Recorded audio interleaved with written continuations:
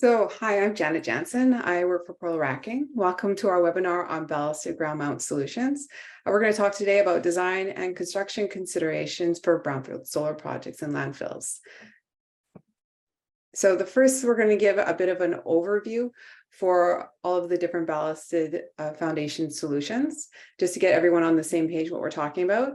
And then we're going to talk about design considerations, when to use ballasted solutions, when not to, which ballasted solutions to use. And then we'll get into some construction challenges and solutions. So we have some experience here, and we can talk about what we've seen in the field and give some solutions for that as well. And then finally, we'll get into some specifics, and we'll talk about projects that we've built on and we've installed ballasted foundations. And then finally, we'll have a Q&A. So if you have any questions throughout any of the presentation, then please feel free to drop them in the chat, and we'll take a look at them at the end. If you're on LinkedIn, just simply put that in the chat on LinkedIn, and we'll have somebody pull them from the LinkedIn chat as well. So, and on to our speakers. I'm really happy to have these two incredibly intelligent speakers. Sam Already, he's the Director of Operations at Polar Racking, and he's been in the solar industry for over 14 years. He has extensive experience in solar development, procurement, construction, and operational assets across multiple countries. I think it's over 2 gigawatts, he said. And then Robert Soulier, he is our Director of Operations and Construction. He also has plenty of experience in the energy sector, with 12 years focused on solar industry itself. And then before joining Polar Racking, he worked in automotive manufacturing as the Director of Energy Infrastructure at Magna. And now I'm going to turn it over to Sam, who's going to get us started with some of the meat of the presentation. So Sam, on to you. Thanks, Janet, for the introduction, and I'm very excited to be part of this webinar. Definitely, ballasted solutions are it's a hot commodity right now, and there's a big push from all permitting agencies, developers all across North America and worldwide, actually, for this solution. So we kind of wanted to start off with why, when we use a ballasted foundation, why, how, and what types. So just to kind of get you guys up to speed, and then we'll go into a few case studies. So obviously, when you want to use a ballast foundations, when the conditions on site are not permitted or preferable to penetrate the ground with foundations. And a few more examples on that is like challenging subsurface conditions, when you have inconsistent ground that would require 1 or 2 or 3 more foundation types and pile types than what you would need on a normal project. Obviously, buried debris, you will experience a lot of refusals if you utilize penetration foundation versus ballasted foundation, and high water tables or inconsistent water tables throughout the site.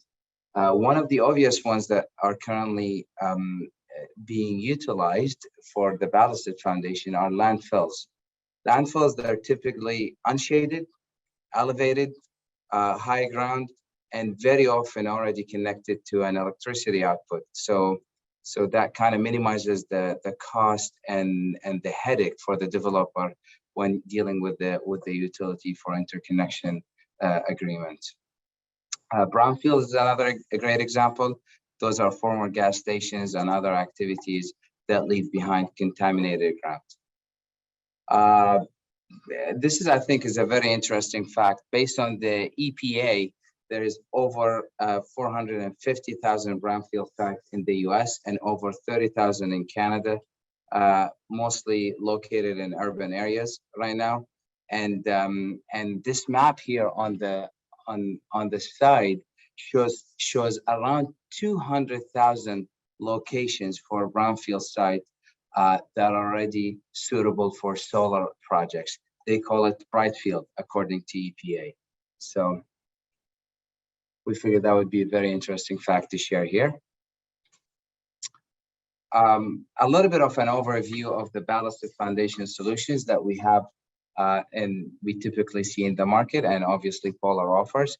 We have the first one on the left-hand side is cast in place, which is you build a Polar Racking designed tub, concrete tub. You place the concrete in that tub, and then you install basically your racking structure. We will show you also in a little bit in a video how to assemble those tubs. Here in the middle, you have your precast solution. They can be built in a controlled environment and controlled QA/QC buildings or concrete plants. They would be ready to ship to site, and the foundation post would be already built in this cast-in-place solution. The geoballast, which is the one on the right-hand side, as you can see, we have a polar designed gabion basket, and that's basically it's easier to kind of install on site and add the rocks, the gabion, whatever the material spec by your structural engineer. Have that installed. So it's an easier. This is the one on the right-hand side. I would say it's one of the easiest ones to install among the three we have here. Some of the design considerations for ballasted foundations. You gotta know the site parameters. Is any ground penetration allowed? We in polar rocking here, we have experienced a few sites, and some of them when you're not allowed to penetrate even half an inch, and some sites you're not you can penetrate up to, or you can excavate up to 1 foot of the site. It kind of helps you with your planning for construction, and it kind of helps also with the structural and foundation design of the product. Another important parameter to know is the weight per inch per square inch, and that's usually used for placing the concrete tubs. You want to know how many concrete tubs you're going to have per table, what is the amount of concrete, etc., etc.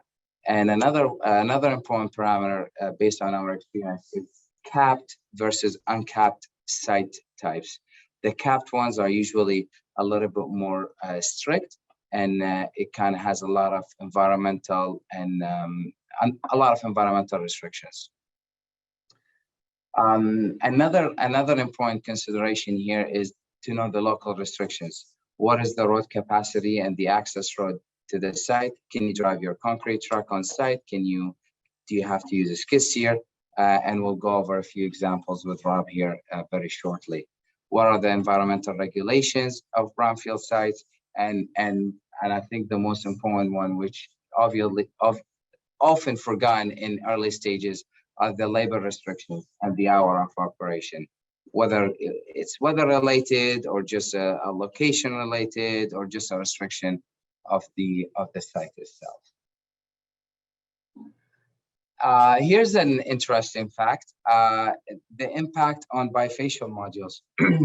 But according to some studies, albedo actually has a higher, on concrete, it has an average of 0.37 versus on grass is 0.25. So on concrete, your albedo is a little bit higher. Obviously, it's negligible a little bit, but it is higher. So the good news, it doesn't absorb radiance. It actually helps reflect more radiance to the modules.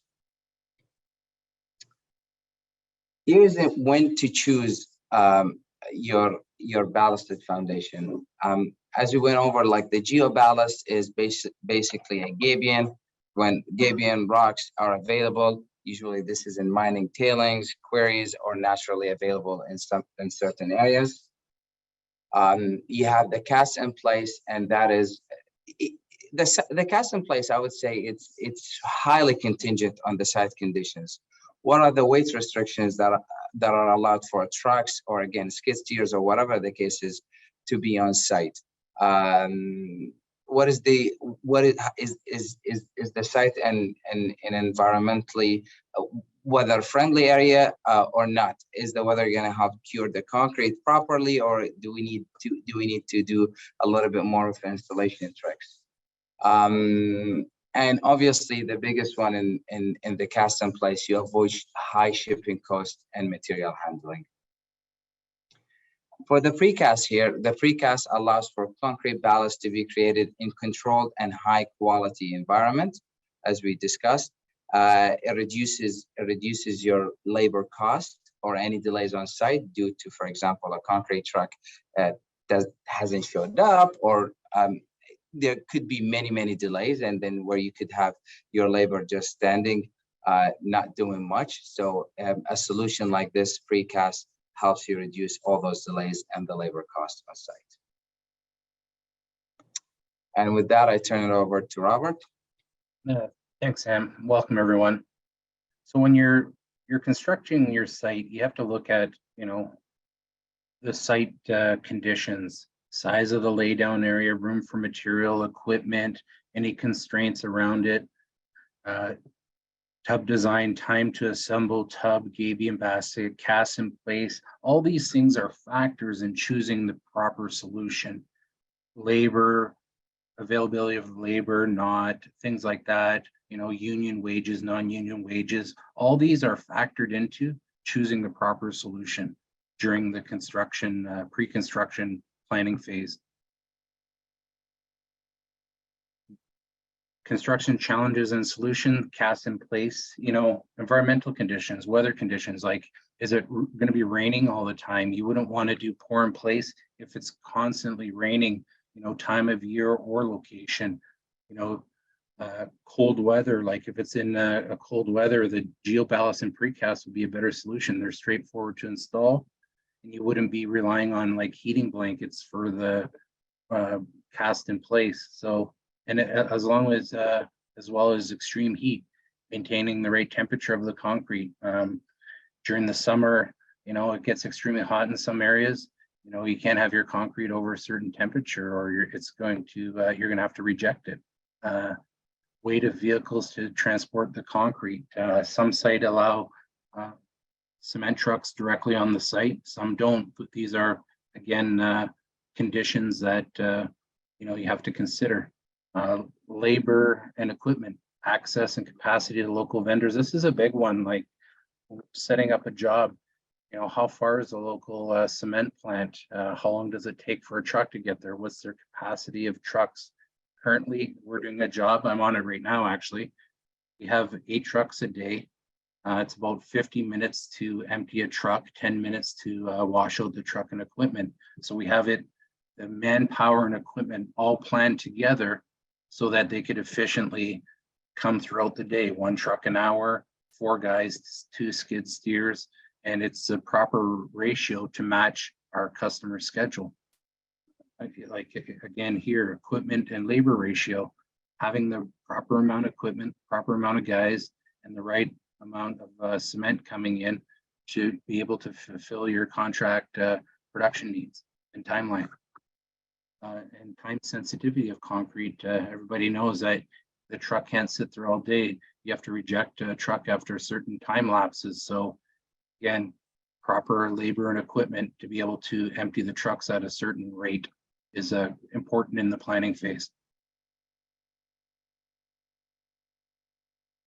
Now, unique to Polar, we actually have a single axis tractor ballasted solution. Because of our design, it's terrain following, and it's independent table design that has a flexible drive shaft. We could allow for differential settlement of that table when our competitors have a torque tube design that you have to have quite a flat site that has a lot of cutting and filling requirements, which we don't. So here you could see example of our tracker on a ballast block. We stow flat, so stowing flat results in lower reaction forces that allow for a smaller ballast block. And we can also have, typical foundation designs if that brownfield site allows it. Here you see different foundation types that are compatible with our tracker, but it's the independent tables that allow the differential settlement, because we have a ball joint at the pivot point that would allow any type of settlement without affecting the performance of the tracker. So here you see a 3-post tracker with purlins, and these are the independent tables. So you can see the tables aren't joined. There's not a torque tube. And here's our motor, and you'll see this right here that just came in as a flexible drive shaft. That allows us to terrain follow. Most brownfield sites, you can't disturb the ground, and so it's ideal. Our ballasted tracker is ideal for these brownfield sites. Of course, we are compatible with most module types, bifacial, large format, 72 cell. Our tracker we specifically designed to allow more bifacial, like reflection to the back of a panel. So it's you'll see here our panels raised to allow more light to take advantage of that bifacial panel. We did a ray tracing study with a company, and it actually, the height we have it at is optimal for mechanical and for the panel to get more light to the back of the panel. We're compatible with First Solar module, series 4 and 6. And we do have we can control it with an AC controller or a battery powered controller, depending on the location. Further south, we want a battery. Here you can see how it terrain follows. The table